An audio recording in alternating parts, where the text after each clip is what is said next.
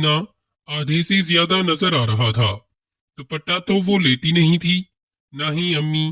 بے پردگی کی بھی حد ہے۔ میں نے پھر باجی روچی کے چہرے کی طرف دیکھا۔ اس کا دھیان کاپی اور سوال کی طرف ہی تھا۔ میں نے پھر اس کے سینے کی طرف، لیکن اس بار گہری نظر سے۔ میرے جسم میں ایک عجیب سا سرور دوڑا۔ اگلے ہی لمحے دل نے مجھے عزت کے ساتھ مخاطب کیا، جیسے عمران خان نواز شریف زرداری کو مخاطب کرتا تھا۔ اوئے بغیرتا، اوئے کمینے، بہن ہے تیری۔ خیر، میں نے زبردستی دھیان کاپی پر رکھا، نگاہ تھوڑی سرکی اور اس کے ہاتھوں پر غور کرنے لگا۔ سفید اور ملائم ہاتھ، نہ جھری نہ داغ نہ میل۔ اپنے ہاتھوں پر غور کیا تو لگا جیسے مزدور کے ہاتھ ہوتے ہیں۔ دل نے کہا، کامی اپنا کام کر۔ میں بھی کیا ہاتھوں کو لے کر بیٹھ گیا۔ روچی، کامی تھوڑا پانی تو لانا، پیاس لگ گئی ہے۔ میں کچن میں گیا تو امی چولہے کی طرف منہ کر کے کھانا پکا رہی تھی اور ان کی پشت میری طرف تھی۔ میں نے نظر بھر کر دیکھا، پھر منہ بسورتے ہوئے فریج سے پانی نکالا، پانی کا گلاس لیا اور اپنے کمرے میں آ گیا۔ پانی بیڈ پر ہی رکھا تو روچی سیدھی ہو کر بیٹھ چکی تھی۔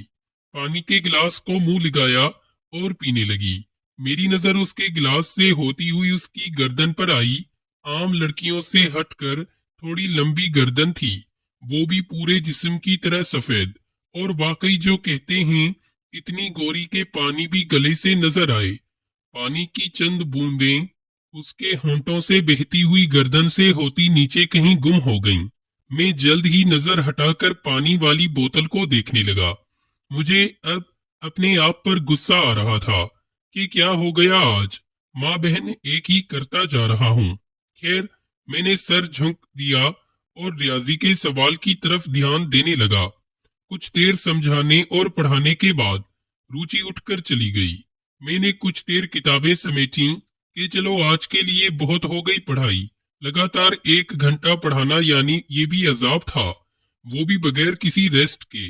اپنی گردن کو الٹا سیدھا گھماتا گھر سے باہر نکلا، جیسے بہت پڑھ لیا ہو۔ باہر اتنی رونق نہیں تھی، گرمی تھی، لوگ گھروں میں ہی تھے۔ گلی میں اسد چلتا آ رہا تھا۔ اسد مجھ سے چھوٹا ہے لیکن دوست ہے۔ اس کے ابا حکیم ہیں اور دادا بھی حکیم تھے۔ اسد کے ذریعے میں جسم پڑھانے، مسلز وغیرہ کے لیے دیسی دوائی لیتا تھا۔ اس زمرے میں ایک واقعہ بیان کرنا ضروری سمجھتا ہوں۔ جب میں 9ویں کلاس میں تھا تو ابو UK سے آئے ہوئے تھے۔ حکیم صاحب ان کے کلاس فیلو تھے۔ ان سے وہ بے شرمی دوائیاں لیتے تھے، جیسے کہ ٹائمنگ کی اور مرد کا خاص حصہ بڑا کرنے والی۔ مجھے نہیں پتا تھا اس سے فرق پڑا یا نہیں۔ انہوں نے اپنی ممنوعہ دیسی دوائیاں الماری میں رکھی ہوتی تھیں۔ وہاں اور بھی بہت سی دوائیاں تھیں جو اکثر گھروں میں ہوتی ہیں۔ انہوں نے جیسے بھی اور جتنی بھی استعمال کیں وہ تو واپس UK چلے گئے۔ مجھے ایک بار سر درد ہوا تو امی نے کہا، میرے کمرے کی الماری سے ڈسپرین کی گولی لے آؤ۔ یہ کہہ کر امی اپنے کاموں میں لگ گئیں اور میں نے ڈسپرین کا ڈبہ کھولا۔ اس میں کچھ پڑیاں تھیں۔ میں نے پہلے کبھی ڈسپرین استعمال نہیں کی تھی۔ ایک پڑی اٹھائی، اس میں براؤن رنگ کی گول مٹول گولی تھی۔ وہ میں نے پانی کے ساتھ لے لی۔ مجھے گولی کھانے کا شوق تھا۔ مجھے شک تھا کہ یہ جسم کو بڑا کرتی ہیں اور انسان جلدی بڑا ہو جاتا ہے، کیونکہ ڈسپرین جو ٹی وی میں دکھاتے ہیں وہ سفید رنگ کی ہوتی ہے۔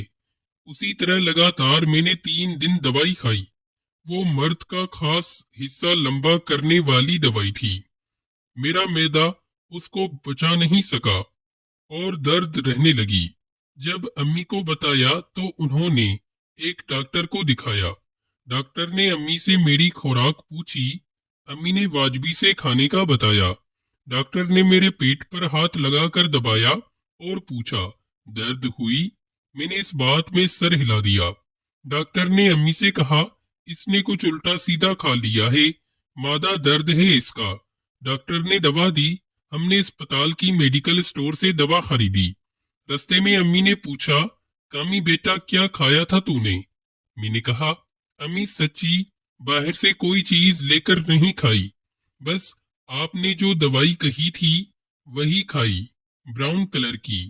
امی نے گھور کر مجھے دیکھا، ہیں کون سی براؤن گولی؟ ڈسپرین تو سفید ہوتی ہے۔ میں کہا نہیں میں نے کہا نہیں، امی ڈسپلین کے ڈبے میں ہی تھی۔ امی اور میں فوراً گھر آئے۔ امی مجھے اپنے کمرے میں لے گئی اور مجھے کہا، دکھاؤ کون سی دوائی لی تھی۔ میں نے ڈسپلین کا ڈبہ اٹھایا، اس کے اندر ایک پڑی تھی، پڑی کے اندر گولیاں تھیں، غالباً 2-3 باقی بچی تھیں۔ امی اس وقت سر پکڑ کر بیڈ پر گر گئیں اور دونوں ہاتھوں سے سر تھام لیا۔ اف کامی، تم نے یہ کیا کھا لیا؟ کیوں امی، یہ کس چیز کی گولی ہے؟ میں نے حیرانگی سے پوچھا۔ اب امی کیا بتاتی، مجھے کہنے لگیں، ایک کھائی تھی۔ میں نے جواب دیا، نہیں ہاں ایک کھائی تھی، لیکن 3 دن تک ایک ایک۔ امی کی آنکھیں پھٹی کی پھٹی رہ گئیں۔ غصہ بھی تھا لیکن اتار نہیں سکتی تھیں کیونکہ اپنی بھی غلطی تھی۔ پھر امی نے مجھے دونوں بازوؤں سے پکڑا اور اپنے قریب کیا اور چوما۔ کہنے لگی، بیٹا کامی، تم نے غلط کھولی کھا لی ہے، اب کسی کو بتانا مت، لیکن تمہارے جسم میں کچھ بھی گڑبڑ ہو، درد ہو تو مجھے فوراً بتانا، میں تمہیں ڈاکٹر کے پاس لے چلوں گی۔ اور پھر مجھے گلے لگا لیا۔ میں اس وقت کلاس میں تھا، سمجھدار تو نہیں تھا لیکن بالغ تھا۔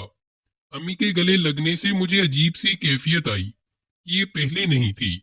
میرا بھی دل چاہا میں بھی امی کو بھینچ لوں، لیکن ڈر رہا تھا شاید میں پریشان لگا یا ان کو لگا مجھے پیٹ میں درد ہے، اس لیے بس بت بنا کھڑا رہا۔ امی نے مجھے بیڈ پہ لٹایا۔ یہ جذبات میرے لیے نئے تھے، ایسا پہلے کبھی نہیں ہوا تھا۔ امی نے میرے پیٹ سے قمیض ہٹائی تاکہ پیٹ کی مالش کر سکیں، لیکن میری شلوار اٹھی ہوئی تھی۔ امی کی نظر جب میری شلوار پر پڑی تو امی پھر سر پکڑ کر بیٹھ گئیں۔ انہوں نے فوراً ابو کو کال ملائی اور ان سے بات کرنے لگیں۔ رسمی سلام دعا کے بعد انہوں نے ابو سے کہا کہ گڑبڑ ہو گئی ہے، کامی نے آپ کی میڈیسن کھا لی ہے۔ آگے سے ابو نے پوچھا ہوگا کون سی میڈیسن، تو امی نے جواب دیا، وہی جو آپ حکیم سے لائے تھے، اور ان کا اثر بھی ہو رہا ہے، اس کے ہارمونز تبدیل ہو رہے ہیں۔ تو ظاہر ہے ابو بھی پریشان ہو گئے ہوں گے، لیکن کیا جواب دیا مجھے نہیں معلوم، بس امی کرتی رہیں۔ پھر فون بند کر دیا۔ فون بند کرنے کے بعد امی نے دروازے کی طرف دیکھا، پھر امی کچن میں گئیں اور پانی کا گلاس لے کر آ گئیں۔ امی نے پانی کا گلاس پیا اور کچھ سوچنے لگیں۔ پھر مجھے کہا کہ کامی جو باتیں ہوئی ہیں وہ کسی سے ذکر نہ کرنا۔ میں نے جی اچھا کہا۔ امی اٹھ کر اپنے کام کرنے لگ گئیں اور میں باہر نکل گیا۔ گھر سے باہر جاتے ہوئے امی نے دیکھا اور میں نے بھی محسوس کیا کہ میری قمیض پر اچھا خاصا تمبو بنا ہوا ہے۔ یہ کیا مصیبت ہے؟ اب خیر قمیض کو پکڑ کر تھوڑا کھلا کر کے چل رہا تھا تاکہ پتہ نہ چلے۔ امی کی طرف دیکھا تو وہ مسکرا رہی تھیں۔ کچھ دیر بعد مٹر گشت کیے شام ہو گئی اور اپنے اپنے کمروں میں چلے گئے۔ تب میرا کمرہ نیچے ہی ہوتا تھا۔ روچی آپی کے پاس والا کمرہ سامنے حال تھا، جس میں ایل سی ڈی لگی ہوئی ہے اور سامنے صوفے وغیرہ رکھے ہیں۔ اس کو کامن روم بنا رکھا ہے یا سٹنگ روم سمجھ لیں۔ اسی ہال کے سامنے امی ابو کا کمرہ ہے اور ساتھ کچن اور واش روم، اور گھر کے پچھلے لان کی طرف جانے والا دروازہ۔ رات کا کھانا کھا کے سب اپنے اپنے بستروں میں گھس گئے۔ میری ذمہ داری تھی گھر کے دروازوں میں گیٹ کو تالا وغیرہ لگانا۔ سب کام نپٹا کر میں اپنے کمرے میں آیا تو سردی لگنے کے بجائے مجھے گرمی لگ رہی تھی، اس لیے قمیض اتار کر بیڈ پر لیٹ گیا۔ میرے نچلے حصے کی جڑوں میں بھی درد ہو رہا تھا اور میں تنگ آ کر خود سے ہی باتیں کرنے لگا، بیٹھ جا میرے بھائی، بس کر دے سالے، تھک گیا ہوں۔ میں ایسے ہی سوچتے سوچتے گھنٹہ گزر گیا۔ اچانک میرے کمرے کا دروازہ آہستہ سے کھلا۔ باہر ہال میں 0 کا بلب جل رہا تھا۔ تو जिसामत से अम्मी ही लगी। अम्मी ने दरवाजा बंद किया और आहिस्ता से लॉक भी लगा दिया और दबे पांव मेरे बेड के पास आकर मुझे देखने लगी। अब हालत ये थी कि मेरा एक बाजू मेरे सर के नीचे था और दूसरा निचले हिस्से पर था। अम्मी की अचानक आमद पर मैं हाथ हटा नहीं सका। अम्मी ने भी नोट कर लिया और आकर मेरे पेट पर बैठ गईं। अम्मी कुछ देर बैठी रहीं। वो कुछ सोच रही थीं या कुछ फैसला करना चाह रही थीं, लेकिन मुआशरा मजहब सब कुछ हायल था, क्योंकि माँ अपने बेटे से ऐसी बातें नहीं करती जो अम्मी ने मुझसे की थीं। अम्मी की टांगें अभी भी बेड के नीचे लटक रही थी।